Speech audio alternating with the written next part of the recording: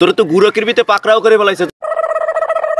এই আমার অনেকক্ষণ ধরে আত্মল কাচ্ছে, তোরা থাক আমি যাই। তোরা তো জানো আমি স্বপ্ন ব্যাখ্যাকারী, আমি অনেক বড় লোক হয়ে যাব।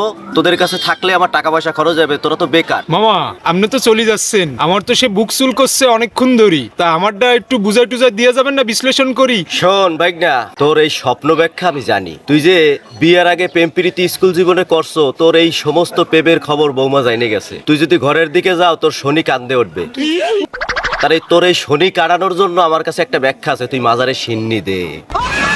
আচ্ছা এ ভাই তা সবই তো বুঝলাম, তাই যে আমার যে হোকাসুল করছে এর ব্যাখ্যাটা একটু দিয়ে যান। এটা তোগো আর ফ্রিতে কত ব্যাখ্যা দেব।